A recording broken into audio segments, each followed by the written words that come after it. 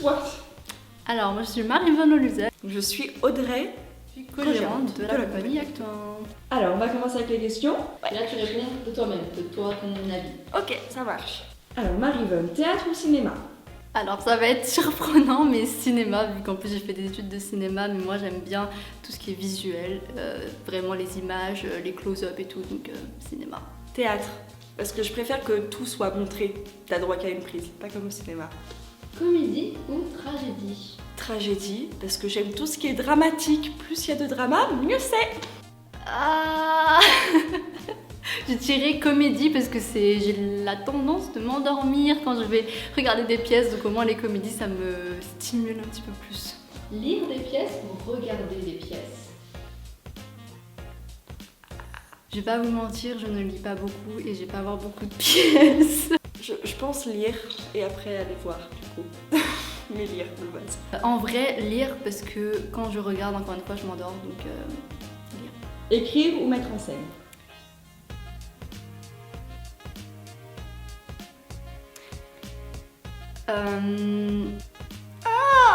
Là, mettre en scène, parce que j'ai jamais écrit de pièce de théâtre. J'ai écrit des romans, des scénarios. Si on parle de roman, ce serait écrire, mais si on parle de théâtre, ce serait mise en scène. Mettre en scène. Mettre en scène. Ouais. Comme ça, tout est vu sous les yeux.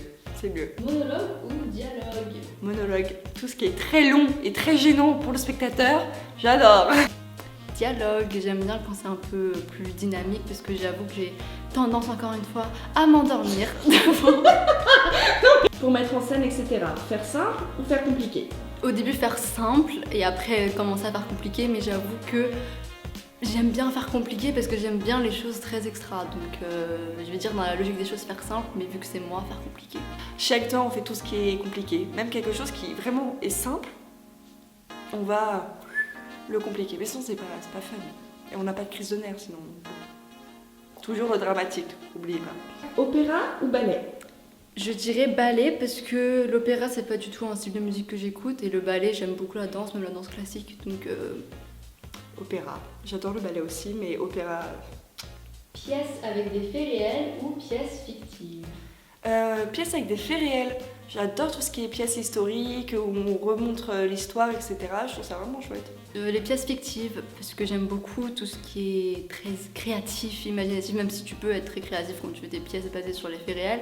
Mais je me dis toujours que j'aime bien voir ce qui sort vraiment totalement de l'imagination de quelqu'un.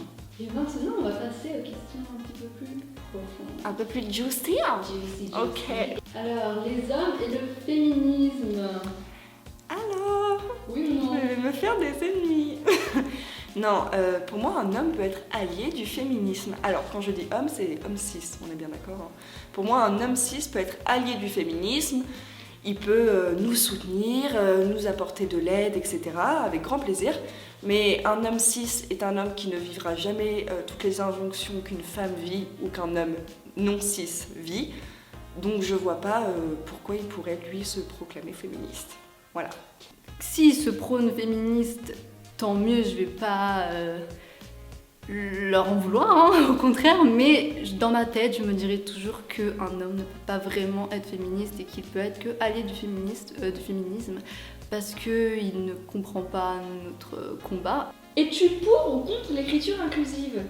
Pour, parce que je vois pas le problème d'écrire de manière inclusive, surtout que moi quand j'étais petite, j'avais dit à quelqu'un que je voulais devenir écrivaine et cette personne qui était un homme cis m'a dit écrivaine, ça n'existe pas, tu dois dire écrivain, alors que déjà écrivaine ça existe, et qu'en plus pourquoi je pourrais pas juste dire écrivaine, même metteuse en scène?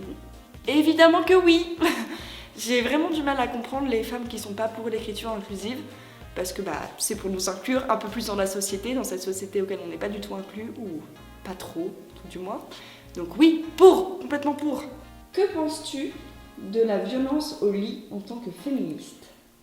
Je pense que tout le monde fait ce qu'il veut déjà, donc si c'est votre délire, je vais pas être là à venir vous chercher des poux.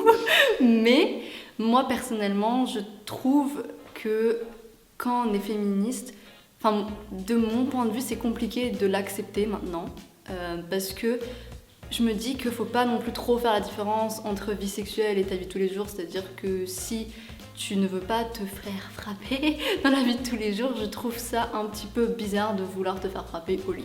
Mais c'est mon avis, chacun fait ce qu'il veut. Je tiens à rajouter un petit quelque chose vis-à-vis de ça, c'est que c'est quelque chose que j'ai déconstruit, c'est-à-dire que je n'ai pas du tout toujours pensé comme ça, au contraire, mais que ce n'est que récemment que j'ai commencé à avoir cet état d'esprit, donc c'est vraiment quelque chose que j'ai dû déconstruire, et pour moi dans ma tête, si aujourd'hui c'est possible que je change complètement d'avis là-dessus, et que vraiment c'est quelque chose qui ne m'attire plus du tout, je me dis qu'il y a moyen qu'avant je le faisais pour d'autres raisons que vraiment le plaisir.